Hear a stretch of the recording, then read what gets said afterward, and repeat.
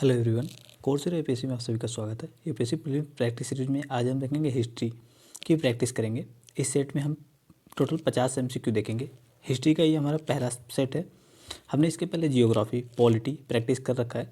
तो चलिए आज का सेट देखते हैं और प्रयास करेंगे इसको काफ़ी ब्रीफ रूप में समझें, इसको काफ़ी विस्तृत रूप में, और क्वेश्चन को भी समझें ताकि अगले आने वाले क्वेश्चन जो भी हों उनको हम सॉल्व करने में सक्षम हों। तो चलिए आज का पहला क्वेश्चन इसमें दिया हुआ है, प्रांतों में द्वैध शासन के संबंध में निम्नलिखित कथनों पर विचार कीजिए। कथन एक दिया हुआ है, द्वैध शासन की व्यवस्था अत्यंत ही जटिल होने के साथ साथ तर्कसंगत और कार्यात्मक भी नहीं थी। जबकि दूसरा कथन दिया हुआ है, केंद्रीय कार्यपालिका विधायिका के प्रति जवाबदेह नहीं थी। तीसरा ऑप्शन दिया हुआ है इसने सीमित मताधिकार की व्यवस्था की। आपको बताना है निम्नलिखित में से कौन से ऑप्शन सही हैं। उम्मीद है सभी लोगों ने आंसर लगा लिए होंगे। पहली बात तो आपको ये यहाँ पे पता होना चाहिए कि कौन से अधिनियम के माध्यम से ये बात की जा रही है। तो 1919 का एक्ट जो था 1919 उसकी बात की जा रही है यहाँ पे। और इसमें हम देखें पहले ऑप्शन की, तो ये द्वैध शासन की व्यवस्था जो थी अत्यंत जटिल होने के साथ साथ तर्कसंगत और कार्यात्मक भी नहीं थी। क्यों तर्कसंगत नहीं थी? क्योंकि इसमें शक्तियों को विभाजित कर दिया गया था। किसने विषयों में? एक तो आरक्षित था और एक हस्तांतरित था। हस्तांतरित विषयों में कुछ खास विषय नहीं थे, महत्वपूर्ण विषय जो भी थे वो आरक्षित थे। जैसे कि निर्वाचित जो जनता थी भारत की, मतलब प्रांतों में, उनको दिया गया था। तो ये कहीं ना कहीं तर्कसंगत भी नहीं थी और कार्यात्मक भी नहीं थी, क्योंकि बिना पैसे के पावर कैसे क्या लेकर के क्या यूज़ कर लेंगे? जब तक आपके पास फंड ना हो, वित्त ना हो, तो आपके पास शक्तियाँ दे दी जाएँ तो आप काम नहीं कर पाएंगे। तो वही कुछ ऐसे ही कुछ हालात यहाँ पे थे। जो भी वित्तीय मामले थे वो आरक्षित थे, लेकिन जो कार्य करने के जवाबदेही वाले मामले थे वो सारे आरक्षित रिजर्व कर दिए गए थे, मतलब हस्तांतरित कर दिए गए थे। इसलिए तर्कसंगत नहीं था। तो पहला हमारा ऑप्शन तो गलत है, मतलब सही है इसके अकॉर्डिंग यहाँ पे दिया हुआ है। तर्कसंगत नहीं था तो बिल्कुल सही है, तर्कसंगत बिल्कुल भी नहीं था। दूसरे ऑप्शन की बात करें, केंद्रीय कार्यपालिका विधायिका के प्रति जवाबदेह नहीं थी, ये भी बिल्कुल सही है, क्योंकि केंद्रीय कार्यपालिका जो थी वो विधायिका के प्रति बिल्कुल भी जवाबदेह नहीं थी। जैसे कि वर्तमान में आप देखेंगे जो मंत्रिपरिषद होती है तो लोकसभा पर जवाबदेह होती है, लेकिन उस ड्यूरेशन में जब ब्रिटिश इरा चल रहा था तो उस ड्यूरेशन में क्या होता था, केंद्रीय कार्यपालिका विधायिका के प्रति जवाबदेह नहीं थी। तो ये बिल्कुल सही है। तीसरे ऑप्शन की बात करें, इसने सीमित मताधिकार की व्यवस्था की, बिल्कुल सही है, सीमित मताधिकार की व्यवस्था होती है इसमें। हमारा आंसर यहाँ पे डी हो जाएगा। जिन लोगों ने डी लगाया था बिल्कुल सही है। अब आप एक बात बताइए, 1935 में शक्तियों का विभाजन कितने सूचियों में किया गया था? स्टेट मतलब राज्य सूची, केंद्र सूची और समवर्ती सूची में किया गया था। क्या ये बात सही है? आपको बताना है। चलिए नेक्स्ट देखते हैं। नेक्स्ट क्वेश्चन यहाँ पे दिया हुआ है, पिट्स इंडिया एक्ट 1784 का मुख्य विशेषताएं क्या थी? इसका मुख्य उद्देश्य क्या था लाने के पीछे पिट्स इंडिया एक्ट के संबंध में? कथन एक दिया हुआ है, ईस्ट इंडिया कंपनी के राजनीतिक कार्यों को उसकी वाणिज्यिक गतिविधियों से पृथक करना। जबकि दो दिया हुआ है, नियंत्रण बोर्ड के कर्मचारियों व 100 वैतनिक सदस्यों का वेतन कंपनी पर भारित करना। जबकि तीसरा ऑप्शन दिया हुआ है, भारत में ईस्ट इंडिया कंपनी के व्यावसायिक एकाधिकार को समाप्त करना। और डी दिया उपरोक्त में से कोई नहीं। तो बताइए पिट्स इंडिया एक्ट के संबंध में निम्नलिखित में से कौन से ऑप्शन बिल्कुल सही है यहाँ पे? अगर आप यहाँ देखेंगे ऑप्शन ए बिल्कुल सही है। ईस्ट इंडिया कंपनी के राजनीतिक कार्यों को क्या किया गया, उसके वाणिज्यिक गतिविधियों से पृथक कर दिया गया और ब्रिटिश संसद के माध्यम से क्या किया गया था, ये सारी गतिविधियों पर नियंत्रण किया जाने लगा। और इसी के बाद प्रोविजन हो जाता BOC, बोर्ड ऑफ कंट्रोल, और बोर्ड ऑफ डायरेक्टर BOD, ये दोनों डिवीजन हो गए। तो इस तरीके से आप समझ सकते हैं। बोर्ड ऑफ डायरेक्टर कौन होंगे? बोर्ड ऑफ डायरेक्टर क्या करते थे, ये कंपनी के वाणिज्यिक गतिविधियों में नियंत्रित करते हैं। आप बोर्ड ऑफ कंट्रोल क्या करते थे, ये राजनीतिक कार्यों पे। तो ये बातें आप याद रखिए, हो सकता है आपसे अरेंज करने के लिए पूछा जाए BOC BOD के बारे में, तो आप याद रखिएगा। तो चलिए नेक्स्ट ऑप्शन देखते हैं। यहाँ पे ये सही हमारा आंसर था। चलिए नेक्स्ट है, पूछा गया आपसे, वर्ष 1813 के चार्टर अधिनियम के संबंध में निम्नलिखित कथनों में से निम्नलिखित कथनों पर विचार कीजिए। कथन एक दिया हुआ है, चाय और चीन के साथ व्यापार को छोड़कर कंपनी के व्यापारिक एकाधिकार को समाप्त कर दिया गया। जबकि दो दिया हुआ है, मिशनरियों को भारत जाने और प्रचार करने की अनुमति दी गई। तीसरा दिया हुआ है, भारतीयों की शिक्षा पर प्रति वर्ष 10 लाख रुपये आवंटन का प्रावधान किया गया। बताइए इनमें से कौन से ऑप्शन सही है? उम्मीद है सभी लोगों ने आंसर लगा लिया होगा। अगर आप जल्दीबाजी में इसको लगाएंगे तो आप लोग डी लगाए होंगे, जो कि बिल्कुल गलत है। डी यहाँ आंसर नहीं होगा, क्योंकि यहाँ पे जो दिया हुआ 10 लाख ये बिल्कुल गलत है। 1 लाख रुपये के खर्च की प्रावधान किए गए थे। तो हमारा आंसर हो जाएगा 1 और 2, अर्थात बी सही हो जाएगा। 1813 के चार्टर एक्ट में कुछ विशेष प्रोविज़न किए गए। इसके माध्यम से क्या किया था, पहली बात तो शिक्षा पे खर्च करने की बात शुरू हो जाती है। 1813 के माध्यम से 1 लाख रुपए खर्च किए जाते हैं शिक्षा पे, और साथ ही साथ यहाँ पे अंग्रेजी में शिक्षा देने की प्रक्रिया बढ़ जाती है धीरे धीरे। जो आप देखेंगे मैकाले के समय में जाके थोड़ी सी और बढ़ इसको बूस्ट मिल जाता है। फिर उसके बाद अब अन्य कमीशन गठित किए जाते हैं, फिर इसको मतलब हिंदी नहीं अपनी देसी भाषाओं में शिक्षा देने की प्रोविज़न को भी बढ़ावा दिया जाने लगता है। तो यहाँ पे हमारा 1 लाख होता तो सही हो जाता, इसलिए हमारा तीसरा गलत है। दूसरे ऑप्शन की बात करें, यहाँ पे मिशनरियों को भारत जाने और प्रचार प्रसार करने की अनुमति दे दी गई, ये बिल्कुल सही है। इसी को जैसे आप देखेंगे बहुत सारे जनजातीय क्षेत्रों में ये लोग जाकर के कहीं ना कहीं धर्म परिवर्तन की बात काम करने लगते हैं, इसलिए आंदोलन भी बहुत सारे शुरू हो जाते हैं यहीं पे।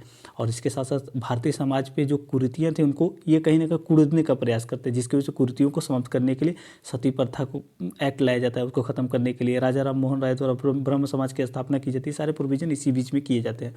इसके बाद ही जब क्या होता है, ईसाई मिशनरियाँ भारत में आती हैं, भारतीय समाज की कुरीतियों को कहीं ना कहीं बाहर निकालती हैं, उनको आलोचना करती हैं। उसकी वजह से उनको जो लोग समाज के जो जागरूक थे वो लोग उसको समाप्त करने के लिए प्रयत्न करते हैं। तो आप यहाँ से जोड़ के इसको देख सकते थे। पहले ऑप्शन में दिया चाय और चीन के साथ व्यापार को छोड़ करके कंपनी के व्यापारिक एकाधिकार को समाप्त करते हैं, बिल्कुल सही है। चाय और चीन के साथ व्यापार को संरक्षित रहता है, अभी भी रिजर्व रहता है। ये समाप्त होता है 1833 एक्ट के माध्यम से, ये खत्म कर दिया था। मतलब पूर्णतः कंपनी के जो व्यापारिक एकाधिकार थे, ये कुछ जो चीन और चाय के साथ बचे हुए, ये भी खत्म कर दिया। हमारा सही आंसर हो गया बी। उम्मीद है सभी लोगों ने सही लगाया होगा। चलिए नेक्स्ट क्वेश्चन यहाँ पे पूछा गया आपसे, निम्नलिखित में से किस अधिनियम के जरिए बंगाल के गवर्नर जनरल को भारत का गवर्नर जनरल बना दिया गया और उसे समस्त सैनिक और असैनिक शक्तियाँ दे दी गई? तो बताइए इनमें से कौन सा ऑप्शन सही है? ए दिया हुआ चार्टर एक्ट 1833, बी दिया हुआ रेगुलेटिंग एक्ट 1773, और सी दिया चार्टर एक्ट 1853, और डी दिया हुआ भारतीय परिषद अधिनियम 1861। तो बताइए इनमें से कौन सा ऑप्शन बिल्कुल सही है?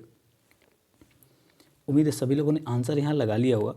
जिन लोगों ने ए लगाया बिल्कुल सही है, हमारा ए आंसर सही है यहाँ पे। इसी के माध्यम से क्या होता है कि बंगाल के गवर्नर जनरल को भारत का गवर्नर जनरल बना दिया जाता है और उसे समस्त सैन्य और असैन्य शक्तियाँ दे दी जाती हैं। कुछ और विशेषताएं देखेंगे तो भारत में सिविल सेवा का जो होता है खुली प्रतिस्पर्धा की व्यवस्था, भारत में मतलब परीक्षा की व्यवस्था, ये 1853 के माध्यम से होता है। पोर्टफोलियो प्रणाली की बात की जाए तो ये कब होता है? 1861 में। तो कुछ ये विशेषताएं थी, आप याद रखिएगा। इसमें सही आंसर हमारा ए था, मतलब 1833 के माध्यम से प्रोविज़न किए जाते हैं। उम्मीद है सभी लोगों ने इस क्वेश्चन को लगा लिया होगा। चलिए नेक्स्ट क्वेश्चन देखते हैं। यहाँ पे नेक्स्ट क्वेश्चन आपसे पूछा गया है, नेक्स्ट क्वेश्चन आपसे पूछा गया, भारत में आरंभिक ब्रिटिश शासन के संबंध में निम्नलिखित कथनों पर विचार कीजिए। कथन एक दिया हुआ है, रॉबर्ट क्लाइव ने जेम्स रेनल को भारत का मानचित्र बनाने के लिए कहा, जबकि दो दिया हुआ है, भारत में ब्रिटिश विजय का एक बड़ा समर्थक रेनल मानचित्र निर्माण को संप्रभु स्थापित करने की प्रक्रिया में महत्वपूर्ण माना जाता है। संप्रभुत्व स्थापित करने में ये जो रेनल ने मानचित्र बनाया था इसको महत्वपूर्ण माना जाता है, दूसरा कथन कह रहा है। जबकि तीसरा कथन दिया हुआ है, भारत का पहला मानचित्र वर्ष 1782 में जेम्स रेनल द्वारा बनाया गया था। पता है इनमें से कौन सा ऑप्शन बिल्कुल सही है? उम्मीद है सभी लोगों ने आंसर लगा लिया होगा। अगर हम पहले कथन की बात करें, रॉबर्ट क्लाइव ने जेम्स रेनल को भारत का मानचित्र बनाने के लिए कहा था, ये बिल्कुल सही है। ये जो एक तरह के जियोग्राफर थे जो भौगोलिक सर्वेक्षण कर करके उसके अकॉर्डिंग मैप बनाते थे कि भारत कैसा है, कौन कौन से रीजन किधर हैं। इसके अनुसार होगा क्या कि आप शासन एक छोटे से क्षेत्र में बैठ करके पूरे शासन को समझ पाएंगे कि कैसे इसको संचालित करना है, कहाँ तक विस्तार करना है। तो ये बिल्कुल सही है हमारा पहला ऑप्शन। दूसरा देखें, भारत में ब्रिटिश विजय का एक बड़ा समर्थक रेनल मानचित्र निर्माण को प्रभुत्व स्थापित करने की प्रक्रिया में महत्वपूर्ण माना जाता है। तो बिल्कुल सही है। इसी के माध्यम से भारत के जो ब्रिटिश था वो अन्य क्षेत्रों में विस्तार कर पाए। तीसरे की बात करें, भारत का पहला मानचित्र 1782 में जेम्स रेनल द्वारा बनाया गया। ये बिल्कुल सही है, जेम्स रेनल द्वारा कब बनाया गया था? 1782 में। ये स्टेट पीसीएस में आपसे पूछा जा सकता है कि भारत का पहला मानचित्र किसने बनाया था? जेम्स रेनल, याद रखिएगा, या फिर सन पूछा जा सकता है 1782।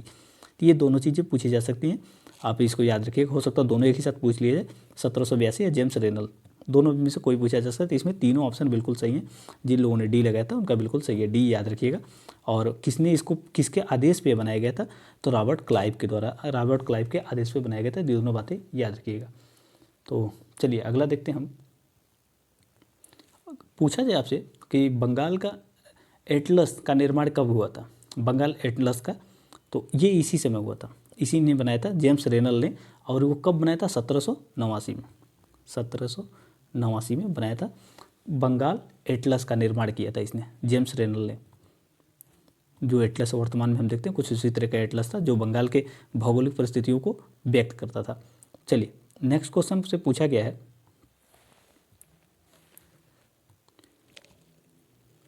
निम्नलिखित भारत के आरंभिक औपनिवेशिक इतिहास लेखन के संबंध में निम्नलिखित कथनों पर विचार कीजिए। आपसे पूछा गया है कि भारत के आरंभिक इतिहास लेखन के संबंध में निम्नलिखित में से कौन से कथन सही हैं?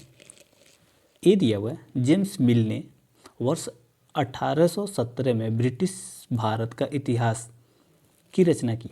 जबकि दो दिया हुआ, उसने भारतीय इतिहास को 3 कालखंडों में विभाजित किया, जो था हिंदू, मुस्लिम और अंग्रेज।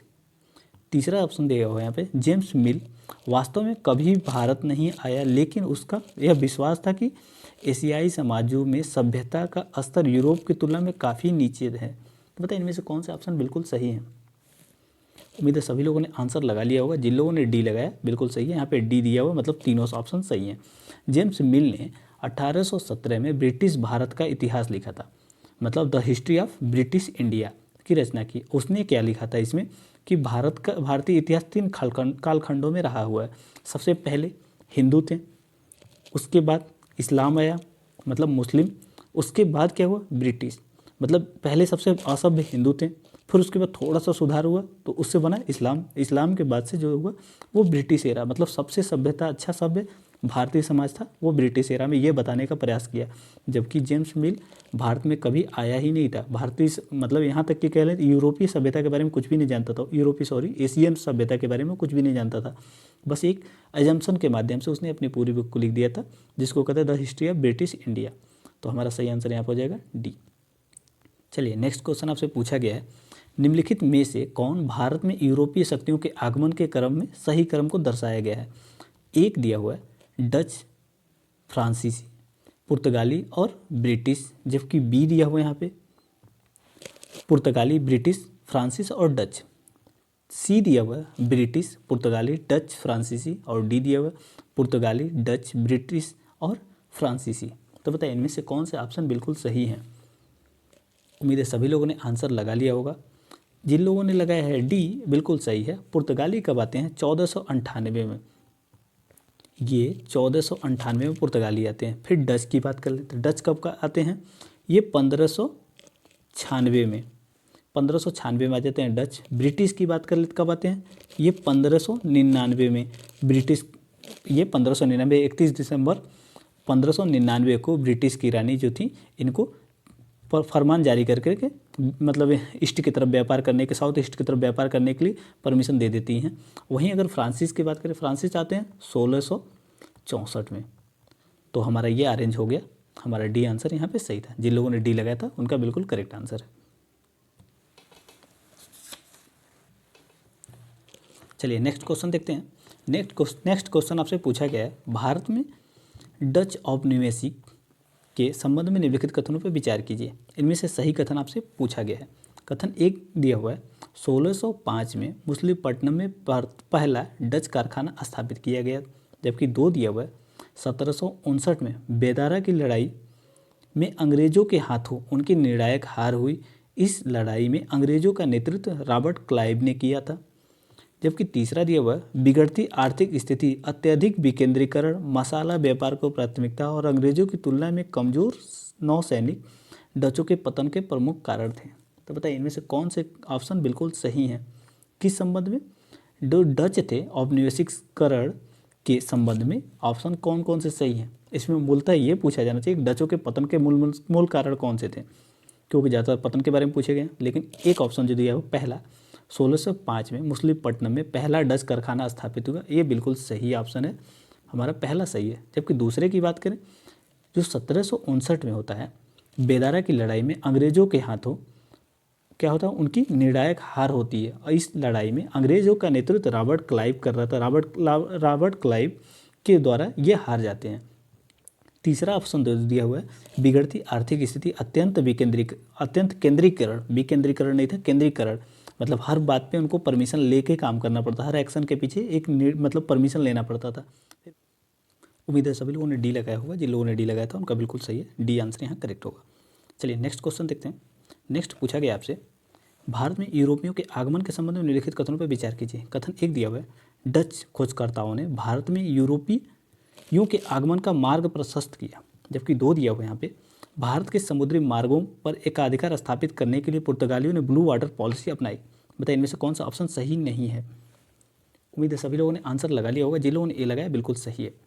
अगर हम बात करें पहले ऑप्शन की जो दिया हुआ डच खोजकर्ताओं ने भारत में यूरोपियों के आगमन का मार्ग प्रशस्त किया, आपको पता होगा कि डच सेकंड थे, फर्स्ट नहीं थे। इसके पहले कौन थे, ये पुर्तगाली थे। पुर्तगाली वास्को डी गामा, आपको पता होगा 1498 में भारत आता है, उसी ने मार्ग प्रशस्त किया कहाँ पे, यूरोपियों के आगमन का, मतलब भारत में यूरोपियों के आगमन को मार्ग प्रशस्त किया था। तो डच तो हो ही नहीं सकते, पुर्तगाली हैं। तो हमारा पहला ऑप्शन तो गलत है, यहाँ पे सही नहीं है, पूछा गया था, हमारा एक सही है। दूसरे ऑप्शन की बात करें भारत के समुद्री मार्गों पर एकाधिकार स्थापित करने के लिए पुर्तगाली ने ब्लू वाटर पॉलिसी चलाई थी, बिल्कुल सही है, हमारा सही आंसर हो गया ए, क्योंकि गलत पूछा गया था, पहला हमारा गलत था। अब आपसे पूछा जा सकता है ब्लू वाटर पॉलिसी किसने शुरू की थी। यहाँ पे इसको शुरू करने वाला कौन था, फ्रांसिस डी अल्मीडा था। फ्रांसिस डी अल्मीडा था ब्लू वाटर पॉलिसी शुरू करने वाला पहला फ्रांसीसी। तो उम्मीद है सभी लोगों को समझ में आ गया होगा, पुर्तगाली, सॉरी हमने फ्रांसीसी बोल दिया, पुर्तगाली था। तो चलिए अगला क्वेश्चन देखते हैं। नेक्स्ट क्वेश्चन आपसे पूछा गया है वर्ष 1793 में अस्थायी बंदोबस्त की व्यवस्था लागू करने के समय बंगाल का गवर्नर जनरल कौन था। बताइए बंगाल का गवर्नर जनरल कौन था। ए दिया हुआ है चार्ल्स कॉर्नवालिस, बी दिया हुआ वारेन हेस्टिंग, सी दिया हुआ है रिचर्ड वेलेस्ली और डी दिया जॉन सोर। बताइए इनमें से किसने मतलब 1793 में अस्थायी बंदोबस्त व्यवस्था लागू की थी। उम्मीद है सभी लोगों ने आंसर लगा लिया होगा, जिन लोगों ने यहाँ पे लगाया होगा ए बिल्कुल सही है, कॉर्नवालिस ने, चार्ल्स कॉर्नवालिस ने ही लाया था अस्थायी बंदोबस्त 1793 में। तो हमारा सही आंसर हो गया ए, जिन लोगों ने ए लगाया था उनका बिल्कुल सही है। अब आपको एक बताना है ये कि कॉर्नवालिस संहिता को किस लिए लाया गया था। चलिए नेक्स्ट क्वेश्चन देखते हैं।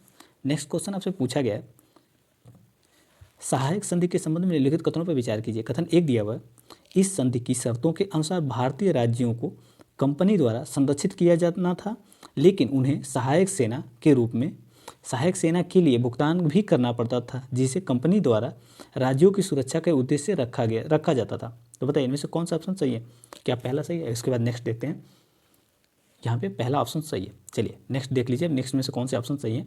अब यहाँ पे सेकंड ऑप्शन दिया हुआ आपसे पूछा गया है यदि भारतीय शासकों द्वारा सहायक सेना के खर्च का भुगतान नहीं किया जाता था तो दंड स्वरूप उनके राज्य का एक निश्चित हिस्सा छीन लिया जाता था। जबकि तीसरा ऑप्शन दिया हुआ 1801 में अवध के नवाब ने अपने राज्य क्षेत्र का आधे से अधिक हिस्सा कंपनी को देना पड़ा, क्योंकि वह सहायक सेना का खर्च उठाने में विफल रहा।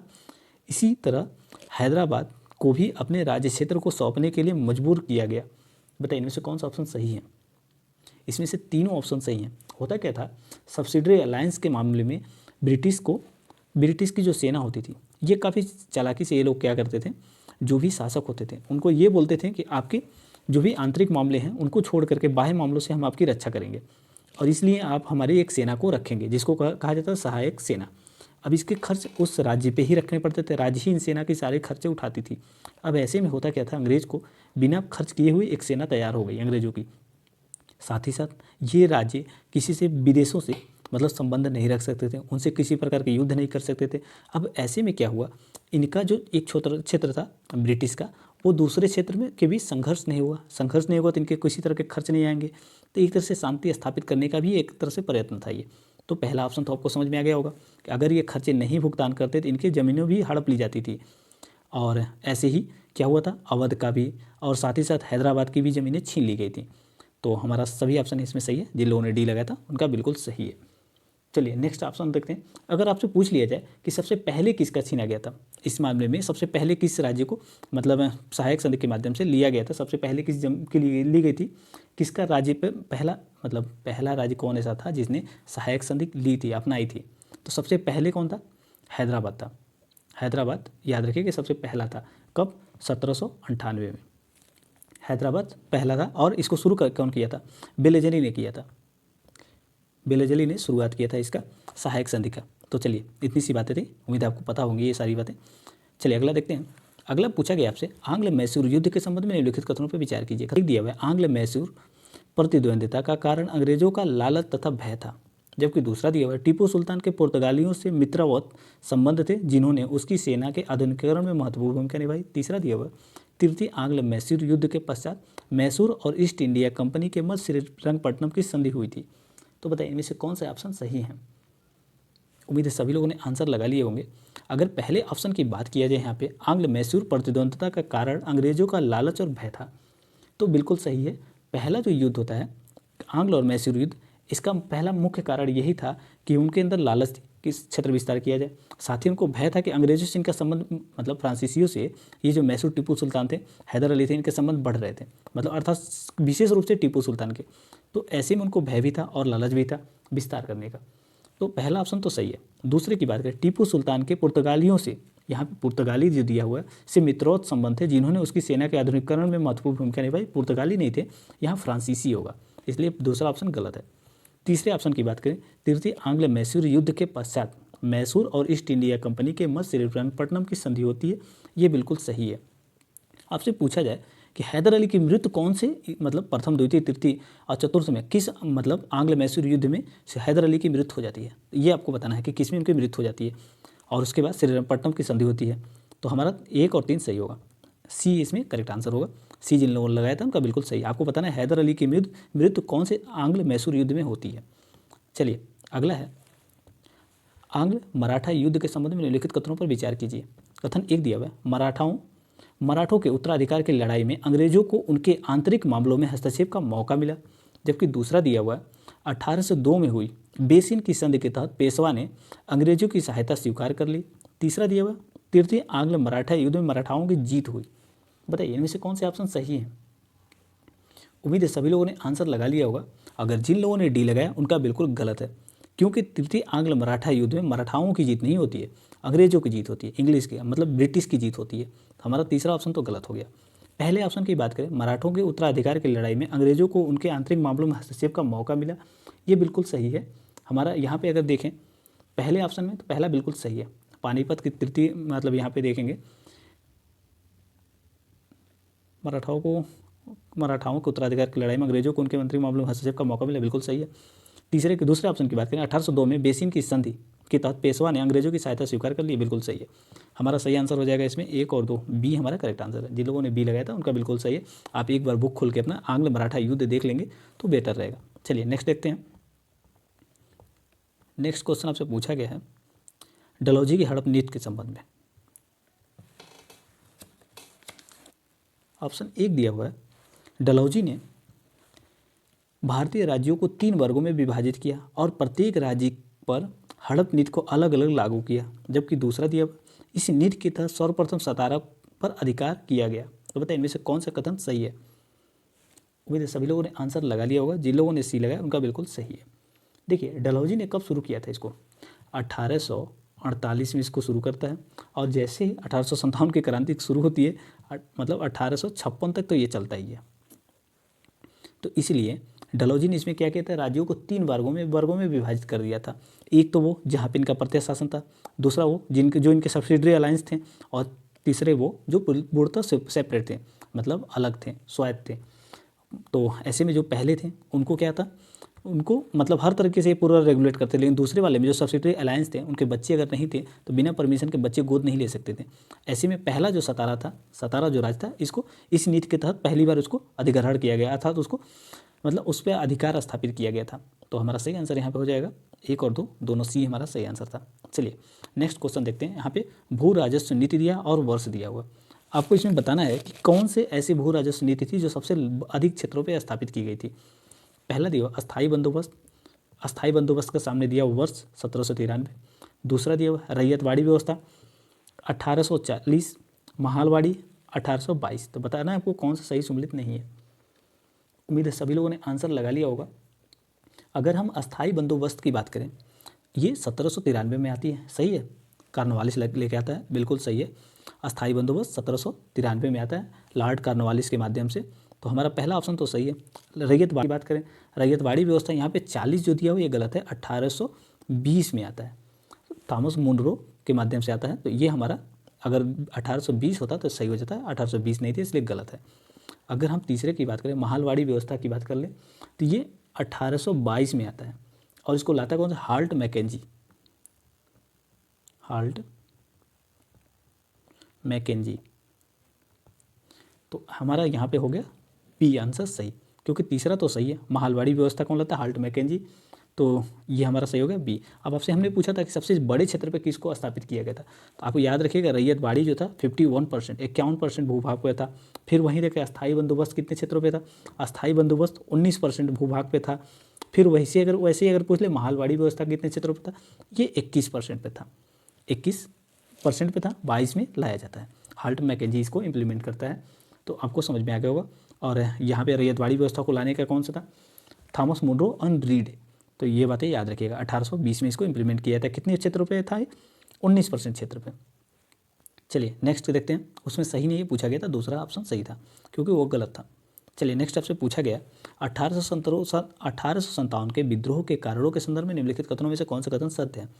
कथन एक दिया हुआ है, किसान और जमींदार अत्यधिक कर और लगान वसूली के कठोर तरीकों से नाराज थे। जबकि दूसरा ऑप्शन दिया हुआ है, भारतीय सिपाही धार्मिक भावनाओं और विश्वासों का उल्लंघन करने वाले नियमों से असंतुष्ट थे।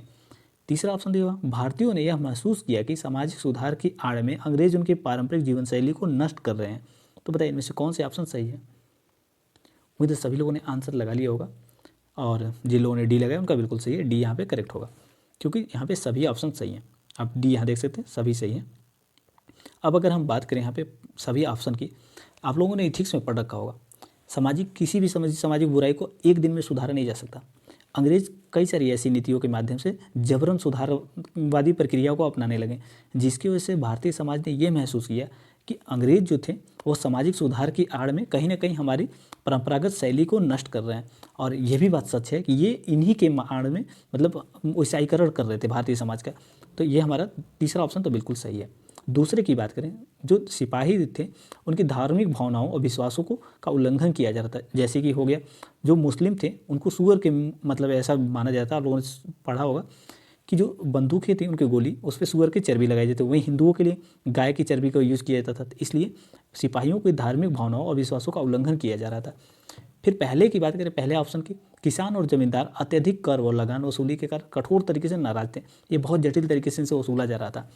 तो इसलिए हमारा तीसरा ऑप्शन भी, पहला दूसरा तीसरा तीनों ऑप्शन सही हो जाते हैं। तो जिन लोगों ने लगाया था डी उनका बिल्कुल सही है। तीनों जिन लोगों ने सही माना था उनका बिल्कुल सही है।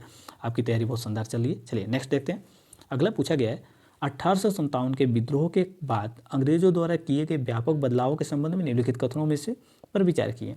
कथन एक दिया हुआ है, ब्रिटिश मंत्रिमंडल के एक सदस्य को भारत का सचिव नियुक्त किया गया और उसने भारत के शासन से संबंधित सभी मामलों के लिए उत्तरदायी बनाया गया। दूसरे ऑप्शन की बात करें, भारत के गवर्नर जनरल को वायसराय की उपाधि दी गई। तीसरे ऑप्शन की बात करें, यह निर्णय लिया गया कि सेना में भारतीय सैनिकों के अनुपात में वृद्धि होगी और उन्हें बेहतर वेतन और भत्ते दिए जाएंगे। चौथे ऑप्शन को दिया है यहाँ पे, भूस्वामी और जमींदारों की रक्षा के लिए नीतियां बनाई गई और उन्हें अपने भूमि संबंधी अधिकारों की सुरक्षा प्रदान की गई। बताइए इनमें से कौन से ऑप्शन सही है। उम्मीद है सभी लोगों ने आंसर लगा लिए होंगे। अगर पहले कथन की बात करें, ब्रिटिश मंत्रिमंडल ने कि एक सदस्य को, ब्रिटिश मंत्रिमंडल जो थे उसके एक सदस्य को क्या किया गया, हमारे यहाँ सचिव नियुक्त किया गया, जो कि कभी भारत नहीं आए और वहीं से वो शासन करते थे और भारत के जो सभी मामले थे, भारत के शासन संबंधी सभी मामलों के लिए उत्तरदायी थे। इतने उत्तरदायी थे कि वो भारत में कभी आते नहीं थे। तो हमारा पहला ऑप्शन तो सही है। दूसरे की बात करें, भारत के गवर्नर जनरल को वायसराय की उपाधि दी गई। जो हमारे भारत के गवर्नर जनरल थे, पहले बंगाल का गवर्नर जनरल था, उसको 1833 में भारत का गवर्नर जनरल बना दिया था। फिर होता क्या है, जब 1857 की क्रांति, उसके बाद क्या किया जाता है, 1858 में गवर्नर जनरल को वायसराय की उपाधि दी जाती है। बिल्कुल सही है दूसरा भी। यह निर्णय लिया गया कि सेना में भारतीय सैनिकों के अनुपात में वृद्धि होगी। बिल्कुल गलत है, इनकी वृद्धि को कम कर दिया गया। यूरोपीय जो सैनिक थे उनकी संख्या को बढ़ा दी गई। यूरोपीय सैनिकों की संख्या को बढ़ा दी गई, भारतीय सैनिकों की कम कर दी गई। वेतन को भी कहीं ना कहीं असमान दिया जाने लगा। तो ये भी एक तरह से मतलब टूल के रूप में यूज किया गया ताकि ये संगठित ना हो पाए, आपस में लड़ें। वेतन भत्ते भी इनके कम कर दिए गए, साथ ही इनकी पदवी को भी एकदम गिरा दिया गया। तो लोअर पद पे ही रहेंगे, कोर जो फोर्स होती है ना उस पर नहीं ये जा सकते थे। तो हमारा तीसरा ऑप्शन तो गलत है। जबकि यहाँ पे डी देखें, अच्छा चौथा दिया हुआ जो ये बिल्कुल सही है। भूस्वामी जो थे और जमींदार थे, ये 1857 की क्रांति में विद्रोह नहीं किए थे, अंग्रेजों का साथ दिए थे। इसलिए अंग्रेजों ने इनको उपहार स्वरूप भूमि संबंधी अधिकारों को सुरक्षा प्रदान किया अंग्रेजों ने। तो हमारा सही पूछा गया था, तो तीसरा ऑप्शन गलत था, तो सी हमारा यहाँ सही हो जाएगा। जिन लोगों ने सी लगाया था बिल्कुल सही है। ऐसे ही बड़े बड़े क्वेश्चन दिए जाते हैं यूपीएससी में। ज़्यादा क्वेश्चन तो नहीं होते, 4 ही 5 होते हैं, लेकिन काफ़ी जटिल हो जाते हैं। चलिए अगला क्वेश्चन पूछा गया, निम्नलिखित में से कौन एशियाटिक सोसाइटी ऑफ बंगाल की स्थापना से संबंधित हैं। आपको बताना इनमें से कौन एशियाटिक सोसाइटी ऑफ बंगाल की स्थापना से संबंधित हैं, और आपसे सही पूछा गया, इनमें से सही उत्तर चयन करना है। जैसे कि हेनरी थॉमस कोलब्रुक, दूसरा ऑप्शन दिया हुआ है नेथनियल हॉलहेड, और 3 दिया हुआ है वारेन हेस्टिंग, 4 दिया विलियम जोन्स। तो बताइए इनमें से कौन सही है ऑप्शन।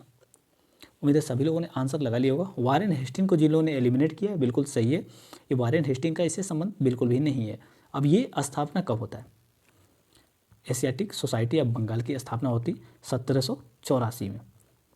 तो हमारा सही आंसर हो गया इसमें 1, 2 और 4, 1, 2, 4 डी में दिया हुआ, डी हमारा करेक्ट है। तो उम्मीद है सभी लोगों ने आंसर लगा लिया होगा।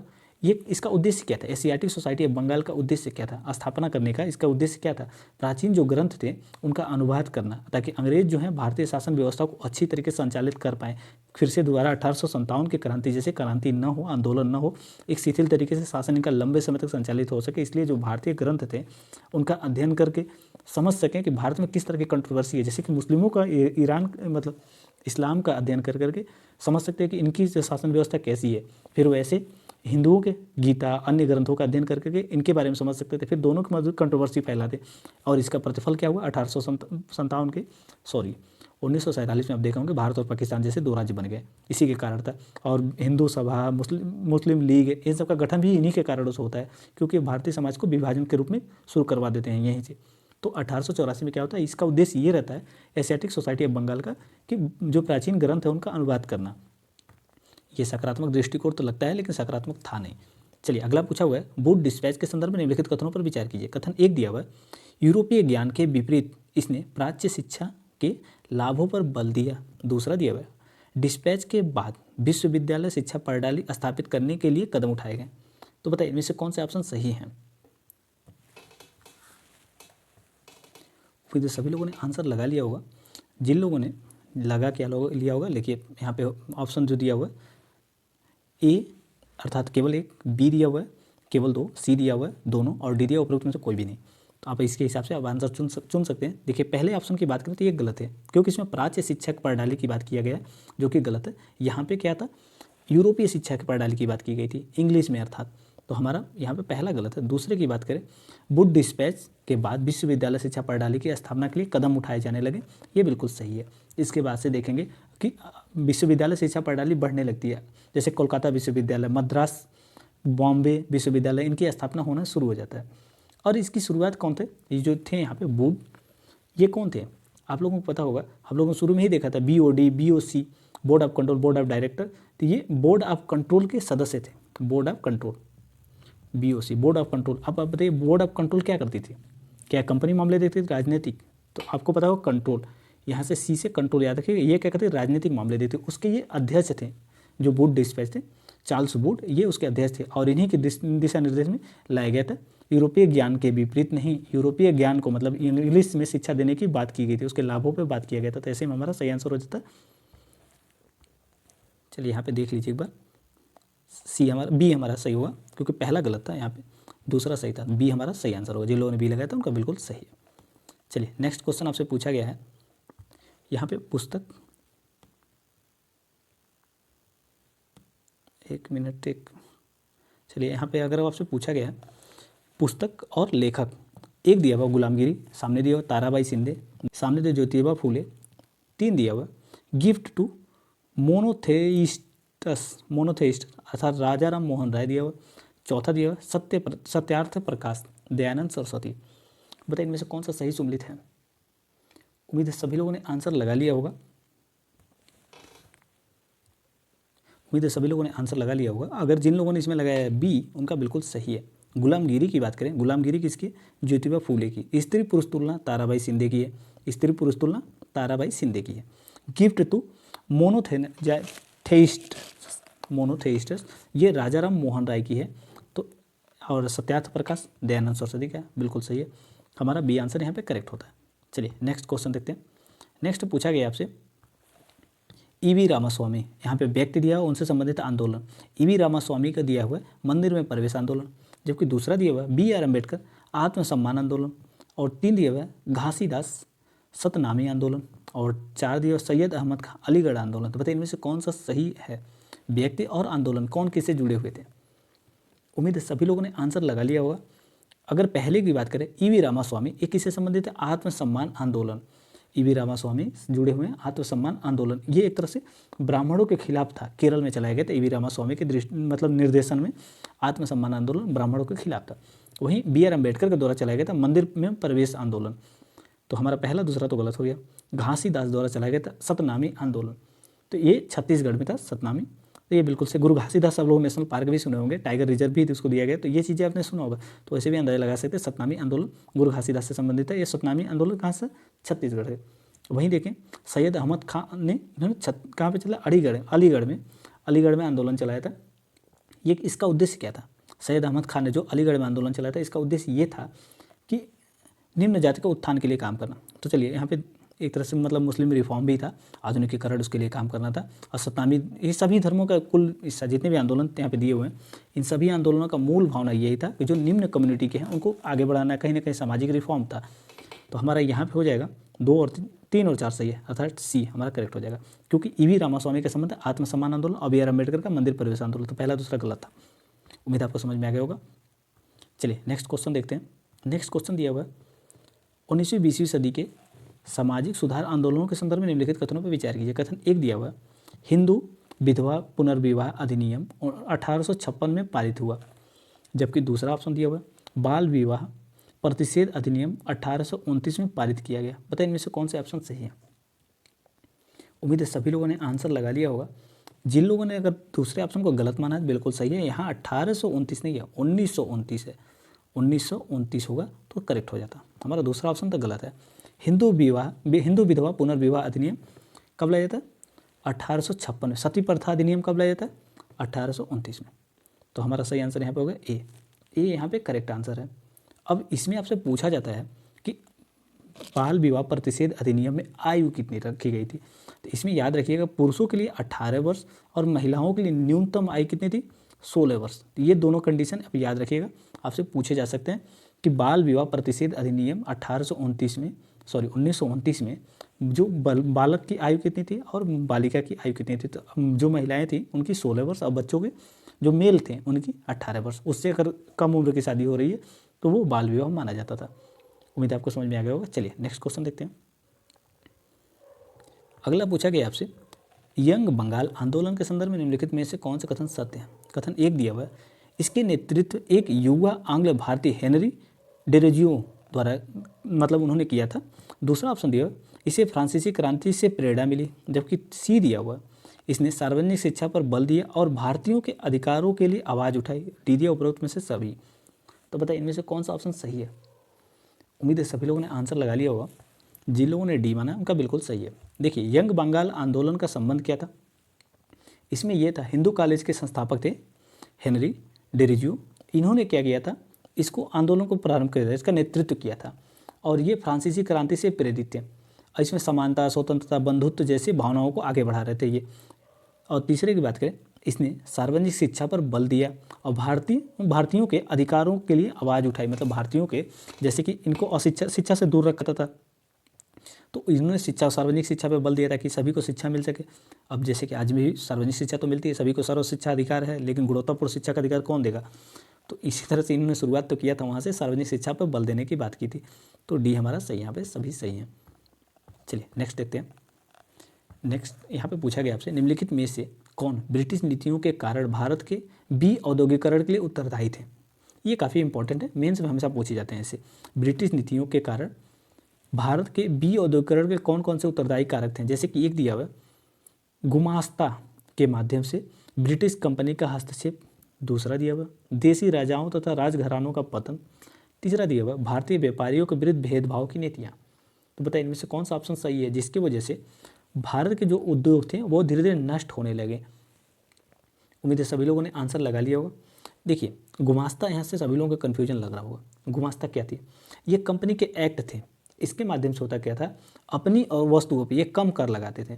ठीक, वहीं अगर भारतीय जब अपने वस्तुएं बेचने के लिए ले आते थे यूरोप में, इस पर ज़्यादा कर लगा दिए जाते, ऐसे में उनकी वस्तुएं महंगी हो जाती थी, मशीनों से निर्मित नहीं थी, इसलिए उतनी अच्छी क्वालिटी भी नहीं रहती थी, मेंटेन कर पाते थे। मतलब सभी वस्तुएं एक जैसे दिखें जरूरी नहीं है, क्योंकि हस्त निर्मित कला में होते थोड़ी बहुत डिफरेंसेज आ जाते हैं। तो ऐसे में गुमास्ता एक्ट के माध्यम से भारतीय वस्तुओं पर अधिक कर, अपनी वस्तुओं पर कम कर लगाते थे। तो ये समझ में आ गया होगा आपको। देसी राजाओं और राजघरानों का पतन हो गया, क्योंकि राजाओं जो थे युद्ध लड़ते थे तो हथियारों का सृजन करवाते थे, फिर बैलगाड़ियों का निर्माण करवाते थे, घोड़े का पालन करवाते थे, साथ ही इतनी बड़ी सेना को खिलाने के लिए किसानों से ज़मीन, मतलब उनसे अनाज भी खरीदते थे। तो ये पूरी इकोनॉमी सर्कुलेट होती थी, चलती थी। जब ये ही पतन हो गया तो फिर क्या हुआ, सारी अर्थव्यवस्था सर्कुलेशन बंद हो गया, डिमांड और सप्लाई पूरा रुक गया, जिसकी वजह से पूरी इकोनॉमी ही क्राइसिस में चली गई। वहीं तीसरे ऑप्शन की बात करें, भारतीय व्यापारियों के विरुद्ध भेदभाव की नीतियाँ, ये भी एक रीजन था। ऐसे में हमारा सी आंसर करेक्ट होगा। उम्मीद आपको समझ में आ गया होगा। चलिए नेक्स्ट क्वेश्चन देखते हैं। नेक्स्ट पूछा गया आपसे, ब्रिटिश भारत में विभिन्न कारखाना अधिनियमों के संदर्भ में निम्नलिखित कथनों पर विचार कीजिए। कथन एक दिया हुआ, पहला कारखाना अधिनियम लॉर्ड रिपन के कार्यकाल में प्रस्तुत किया गया, जबकि दूसरा दिया हुआ, अधिकांश राष्ट्रवादियों द्वारा कारखाना अधिनियम का समर्थन किया गया था। तीसरा दिया हुआ है, राष्ट्रवादियों ने श्रम कानूनों पर सरकार की पहल को ब्रिटिश विनिर्माण के हित में देखा। तो बताइए इनमें से कौन से ऑप्शन सही है? आपसे सही पूछा गया है। उम्मीद है सभी लोगों ने आंसर लगा लिया होगा। जिन लोगों ने बी लगाया, अर्थात ए लगाया, ए लगाया, उनका बिल्कुल सही है। क्यों ए सही होगा? जो यहाँ पे दूसरे में दिया, अधिकांश राष्ट्रवादियों ने कारखाना अधिनियम का समर्थन किया। अब बताइए अगर समर्थन कर देंगे तो यहाँ पे जो तीसरे ऑप्शन में दिया हुआ है, राष्ट्रवादियों ने श्रम कानूनों पर सरकार की पहल को ब्रिटिश विनिर्माण के हित में देखा, ये दोनों कंट्रोवर्शियल हो गए ना। अगर दोनों कंट्रोवर्शियल तो फिर एक ऑप्शन तो कहीं दिया नहीं हुआ। आप ऐसे भी इसको एलिमिनेट कर सकते थे, या तो 1 2 लगाते हैं या फिर 1 और 3 लगाते हैं। तो 1 2 कहीं ऑप्शन में दिया नहीं है, इसलिए 1 और 3 आप इस तरीके से लगा सकते थे। तो हमारा सही आंसर यहाँ पे हो गया 1 और 3, क्योंकि यहाँ पे समर्थन नहीं किए थे उन लोगों ने, विरोध किया था। विरोध करने का कारण कुछ था, जैसे कि विरोध इन्होंने इसलिए किया था कि इसके माध्यम से समय का कम कर दिया गया, इसके जो बाकी बच रहे थे इनके लिए काम करें, शोषण कर सकते थे। तो भी बहुत तरीके बदलाव इन्होंने किया था, जिसका इन्होंने मतलब विरोध किया था। परंपरागत उद्योगों का पतन भी हो गया था। हम लोगों ने यहाँ पे इसमें इस चीज़ को अब थोड़ा सा ध्यान दीजिएगा कि इसमें हुआ क्या कि परंपरागत उद्योग पतन हो गया भारत में। आप लोग देखेंगे इसके बाद क्या हुआ, जब उद्योग क्राइसिस हो गया तो लोग ज़्यादा कृषि व्यवस्था में संचालित हो गए, कृषि पर बोझ बढ़ गया, फिर बहुत सारे अकाल भी पड़े। चलिए आज इतने ही क्वेश्चन रखते हैं। नेक्स्ट सेट में देखेंगे आगे से 26 क्वेश्चन। ये सेट देखने के लिए धन्यवाद।